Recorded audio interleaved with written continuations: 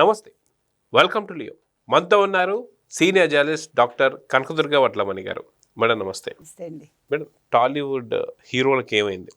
ఇటీవల కాలంలో చూసుకుంటే రామ్ చరణ్ గారు చిన్న ఆపరేషన్ చేయించుకున్నారు. అదేవిధంగా భుజానికి సంబంధించిన ఆపరేషన్ ఏమో పవన్ కళ్యాణ్ గారు చేయించుకున్నారు.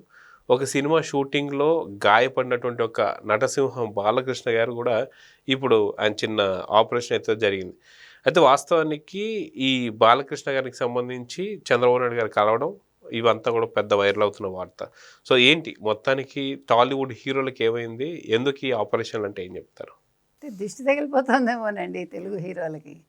అంటే మనకు అర్థం కావట్లా. బికాజ్ అంటే షూటింగ్లో గాయపడినప్పటికీ వరుసగా ఏంటిది, ఫస్ట్ పవన్ కళ్యాణ్ గారు ఆయన భుజానికి ఏదో అయితే బాంబే వెళ్ళారు.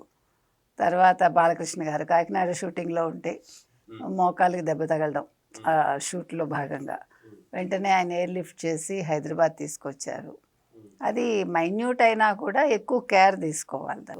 ఫిజియోథెరపీ అది చేసి 2 నెలలు అంటున్నారు, కానీ నెలల్లో ఆయన మళ్ళీ షూటింగ్కి వెళ్ళొచ్చు. మీరు అన్నట్టుగా చంద్రబాబు నాయుడు గారు వెళ్ళి పలకరించారు. మళ్ళీ గోపీచంద్ ఆయన బెంగళూరులోని కంబాలిపురాలో ఉన్న హోస్కేటోలోని కాటేరమ్మ దేవాలయంలో 18 మంది వేద పండితులతోటి ఆయన హోమం చేయించారు. బహుశా మృత్యుంజయ హోమం అన్న చేయించారా లేకపోతే ధన్వంతరి హోమం చేయించారా అనేది తెలియలేదు. కానీ అంటే ఈయన బాగా కోలుకోవాలి తొందరగా, మళ్ళీ షూటింగ్లకి అటెండ్ కావాలి అని. మనం చెప్పినట్టుగా ఇదివరకు మీకు గుర్తుందా, అప్పట్లో సినీ ఇండస్ట్రీలో కొంచెం వాళ్ళు ఒక నెగిటివ్ ఇది రావడంతో వరుసగా ప్రత్యేక పూజలు అవి చేయించారు. అంటే మనం ఇప్పుడు అంతర్జాతీయంగా నెంబర్ 1లో తెలుగు ఇండస్ట్రీ ఉంది కదా. అందులో ఇప్పుడు పవన్ కళ్యాణ్కి ఒక పక్క సినిమాలు, మరో పక్క రాజకీయంగా ఆయన బాగున్నారు.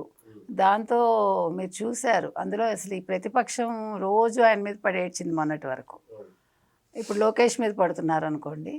తర్వాత మొన్న పెద్ద హిట్ అవ్వడం ఎవరికి, మన రామ్ చరణ్కి. సో ఇప్పుడు రామ్ చరణ్కి పెద్ద షూటింగ్లో అప్పుడు మణికట్టుకు దెబ్బ తగలడం, ఆయన అలాగే దానికి ఇది వేసుకుని బ్యాండ్ వేసుకుని ఆయన అలాగే కష్టపడ్డారు. ఇంకా షూటింగ్స్ అయిపోయాయి, సినిమా రిలీజ్ అయిపోయి హిట్ అయ్యాక ఇప్పుడు కోయంబత్తూరు వెళ్ళి ఆయన ఇవాళ ఆపరేషన్ చేయించుకోవటం జరిగింది. సో ఆయనతో పాటు ఆయన భార్య ఉపాసన, చిరంజీవి గారు వెళ్ళారు, సురేఖ్ గారు కూడా వెళ్ళారు. వాళ్ళు కూడా ఉన్నారు. డాక్టర్ ప్రవీణ్ అని ఆయన సీనియర్ డాక్టర్ అక్కడ. తర్వాత డాక్టర్ రాజగోపాల్ అని సీనియర్ ఆర్థోపెడిషియంట్ ఆయన.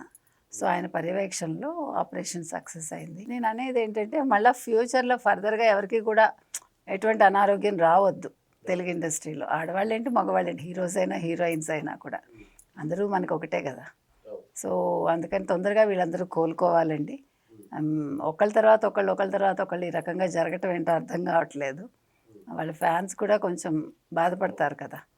సో తొందరగా అందరూ కోలుకుని మళ్ళీ ఎవరి షూటింగ్స్లో వాళ్ళు పాల్గొవాలని కోరుకుందాం. సో అదిగాక మనం చూసుకుంటే సంక్రాంతికి ఒక సినిమా అండ్ ఈ దసరాకు ఒక సినిమా రాబోతుందని చెప్పేసి అన్నారు. సో ఈ గాయంతో దాదాపు ఒక 2 నెలల పాటు బాలకృష్ణ గారిని రెస్ట్ తీసుకోవాలని చెప్పేసి అన్నారు. కానీ నాకు తెలిసి అయితే ఆయన అంత 2 నెలల పాటు అయితే ఆయన ఉండడు. ఆయన ఇంకా త్వరగానే వచ్చేస్తారేమో అని చెప్పేసి అనిపిస్తుంది. కానీ సినిమా ఈ దసరాకి రిలీజ్ కావాల్సింది మళ్ళీ పోస్ట్పోన్ అయ్యే అవకాశం ఏమైనా ఉందా? సో లేదంటే సంక్రాంతి, ఈ దసరాకి వచ్చే మూవీని సంక్రాంతికి వచ్చే మూవీని ఇంకొద్దిగా పోస్ట్పోన్ ఏమైనా చేస్తారా? ఏం జరగబోతుందంటే ఏం చెప్తారు? డిసెంబర్ కావచ్చండి. సంక్రాంతి పెట్టుకోరు ఆయన కొంచెం సెంటిమెంట్ డిసెంబర్ కదా. అఖండ అవన్నీ రిలీజ్ అయ్యాయి కాబట్టి డిసెంబర్ పెద్ద దూరం కాదు. ఒక నెల ఆయన రెస్ట్ తీసుకుంటారు నాకు తెలిసి. బాగా ఫిజియోథెరపీ అది చేయించేసుకుని ఆయన ఒక నెలలోనే షూటింగ్లో పాల్గొంటారు బహుశా. వాళ్ళకి తెలిసిన వాళ్ళు కూడా అదే, సినీ వర్గాల్లో కూడా అదే చెప్పారు మనకి.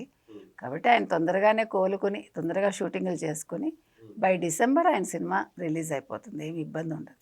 సో చూద్దాం మేడం, మొత్తానికి అటు రాజకీయాల్లోనూ ఇటు సినిమాల్లోనూ అదరగొడుతున్నటువంటి నటసింహం బాలకృష్ణ గారికి, అదేవిధంగా పవన్ కళ్యాణ్ గారికి, రామ్ చరణ్ గారికి ఇలాగే ఆపరేషన్ జరగడం అనేది, అదిగాక టాలీవుడ్కి సంబంధించి కొంత ప్రత్యేక పూజలు ఏమైనా స్టార్ట్ చేస్తున్నారా అనేది కూడా జరుగుతుంది చర్చ. సో చూద్దాం జరగబోతుంది. నమస్తే.